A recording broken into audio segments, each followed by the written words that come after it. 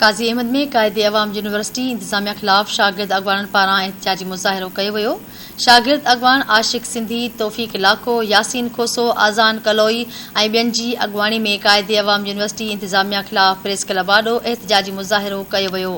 उन मौक़े ते अॻवाननि मीडिया सां ॻाल्हाईंदे चयो त क़ाइदे अवाम यूनिवर्सिटी जी नाअहल इंतज़ामिया 9 खां वधीक शागिर्दनि खे पुराणनि जहिड़नि जो जवाज़ ॼाणाए 3 सालनि लाइ दाख़िला ख़तमु कई वई आहे।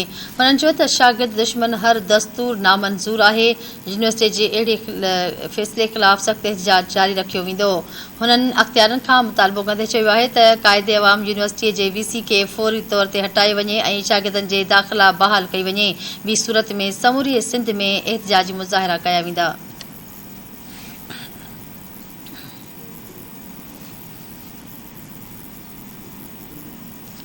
मीरपुर ख़ास में IBA पास उम्मीदवारनि पारां फर्स्ट पोज़ीशन जा नंबर हासिल करण बावजूदि ऑफर आर्डर न मिलण ख़िलाफ़ हिंदू नारीअ पारां DA एजुकेशन ऑफिस में एहतिजाजी मुज़ाहिरो कयो वियो।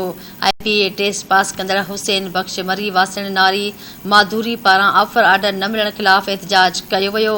उन मौक़े ते नारी मीडिया सां ॻाल्हाईंदे चयो त IBA टेस्ट पास लिस्ट में 6 नंबर ते नालो हुअण बावजूदि ऑफर आर्डर न मिलियो आहे। हुन जो चवणु हो त एजुकेशन खाते जे अमलदारनि पारां ऑफर आर्डर ॾियण लाइ ॻरी रिश्वत घुरी वई आहे।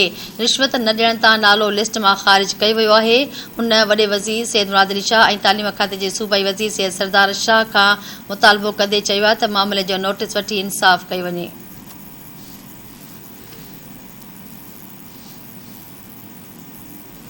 ठुल्ह में सेबको जी ज़ियादतियुनि ख़िलाफ़ हिंदू बिरादरीअ पारां एहतिजाजी मुज़ाहिरो कयो वियो। बिजली बिलनि में डिडक्शन ऐं अणएलानिया लोड शेडिंग ख़िलाफ़ हिंदू बिरादरी पारां प्रेस क्लब आॾो एहतिजाजी मुज़ाहिरो कयो वियो।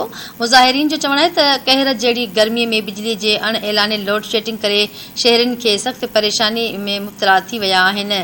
हुननि मुतालबो कंदे चयो आहे त वाधू बिलनि जो नोटिस वरितो वञे ऐं अणएलाने लोड शेडिंग ख़तमु करे बेचैनी ख़तमु कई वञे।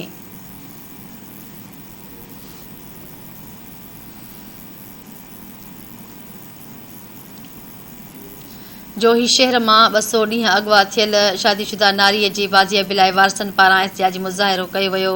न्यू कॉलोनी वासी नारी नैना जी बाज़ियाबी लाइ वारसनि पारां एहतिजाजी मुज़ाहिरो कयो वियो।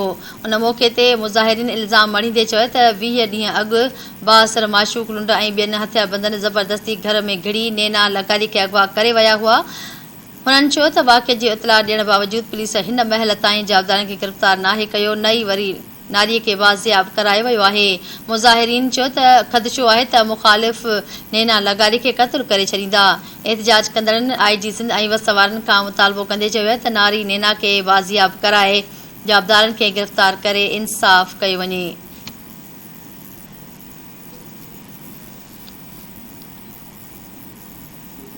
शहदाद कोट में आल पाकिस्तान ड्राइवर एसोसिएशन पारां नौजवान ड्राइवर जे कातिलनि जी गिरफ़्तारी लाइ एहतिजाजी मुज़ाहिरो कयो वियो।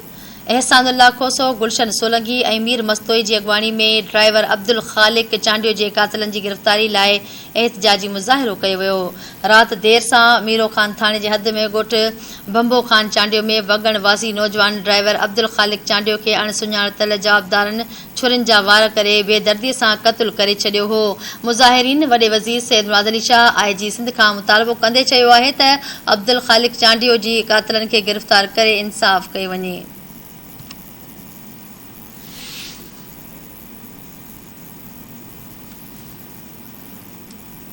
मीरपुर माथेलो वेझो प्राइमरी उस्ताद खां फुर वारे वाक़े ख़िलाफ़ शागिर्दनि ऐं उस्तादनि पारां रैली कढी एहतिजाजी मुज़ाहिरो कयो वियो। ॻोठु जरवार वासी प्राइमरी उस्ताद राहिब बोज़दार खां ॾहरकी में फुर वाक़े ख़िलाफ़ मुख़्तलिफ़ स्कूलनि जे शागिर्द ऐं उस्तादनि पारां तदरीसी अमल बंदि करे पिताफ़ी चौक ताईं रैली कढी एहतिजाजी मुज़ाहिरो कयो वियो। उन मौक़े ते मुज़ाहिरीन मीडिया सां ॻाल्हाईंदे चयो त उस्ताद राहिब बोज़दार लोन जा 12 लख रुपया बैंक मां कढाए निकितो त फौरन पारां फुर कई वई। हुननि चयो त केस दाख़िल कराइण बावजूदि पुलिस जाबदारनि खे गिरफ़्तार नाहे कयो। नई फुर थियल रक़म वापसि कराई वई आहे। हुननि चेतावनी ॾींदे चयो आहे त उस्ताद राहिब बोज़दार जा फुर थियल पैसा वापसि न कराया विया त ईद खां पोइ ज़िले जे समूरनि स्कूलनि खे ताला हणी शागिर्दनि सां गॾु रोड ते धरना हया वेंदा।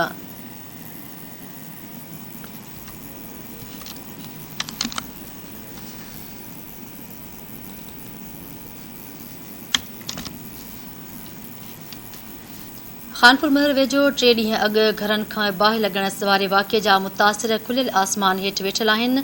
खैरो महर में लॻल बाहि लॻण सबबि पोरियतनि जा घर सड़ी रख थी विया हुआ।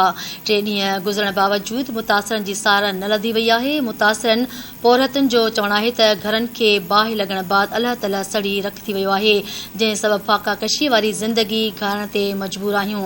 मुतासिर पोरियतनि जो नुमाइंदनि डिप्टी कमिश्नर खोटकी ऐं ॿियनि सरहदे वारनि खे मदद जी अपील कई वई आहे।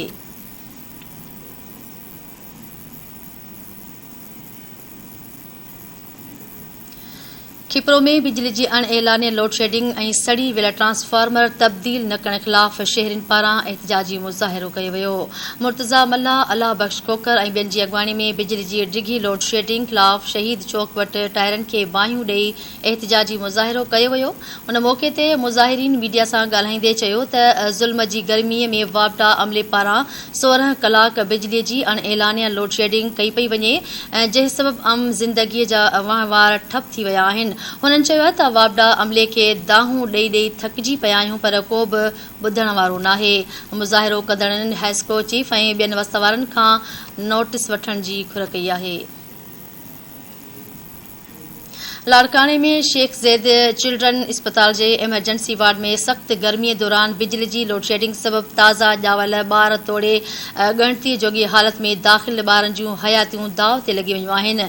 चिल्ड्रन अस्पताल में कहर जी गर्मीअ में बिजली जी लोड शेडिंग सबबि ताज़ा ॼावल ॿार तोड़े ॻणतीअ जोगी हालत में दाख़िल ॿारनि जूं हयातियूं ख़तरे में पइजी वयूं आहिनि। शहरियुनि जो चवणु आहे त गुज़िरियल 6 कलाकनि खां मुसलसल बिजली बंदि हुअण जे करे मरीज़ ॿारनि जा वारिस ॿारनि खे हंज में खणी अस्पतालुनि जे पार्क में वेहण ते मजबूर थी विया आहिनि। मरीज़ ॿारनि जे वारसनि जो चवणु आहे त शेख ज़ैद चिल्ड्रन अस्पताल जी एमरजेंसी वार्ड में गुज़िरियल 6 कलाकनि खां बिजली गाइब आहे, जॾहिं त जनरेटर वग़ैरह जी का बि सहूलियत मौजूदु नाहे। हुननि मुतालबो कयो आहे त चिल्ड्रन अस्पताल जे बिजली खे बहाल करे ॿारनि जूं ज़िंदगियूं बचाई वञनि।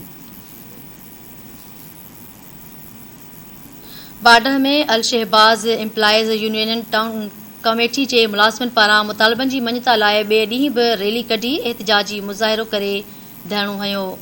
मुलाज़िमनि ज़फ़र पंवर, वली मोहम्मद कांदड़ो, ग़ुलाम नबी लुंड ऐं सलीम सारियो जी अॻवानीअ में एहतिजाजी रैली कढी। उन मौक़े ते मुलाज़िमनि मीडिया सां ॻाल्हाईंदे चयो त ईद जी पघार अलाउंस ऐं वर्दी अलाउंस बि रहियल पघारूं नथियूं ॾिनियूं वञनि, जंहिं सबबि मुलाज़िम सख़्त परेशानी में मुब्तला थी विया आहिनि। हुननि चयो त 21 तारीख़ ते पघार जी किस्त आई, जंहिं बाद एडमिनिस्ट्रेटर अमीन मस्तोई ऐं बैंक मैनेजर मिली भगत सां पघार न ॾेई सघिया आहिनि। हुननि मुतालबो कयो आहे त फौरी तौर पघारूं जारी कयूं वञनि त जीअं हू पंहिंजे बचनि सां ईद करे सघनि।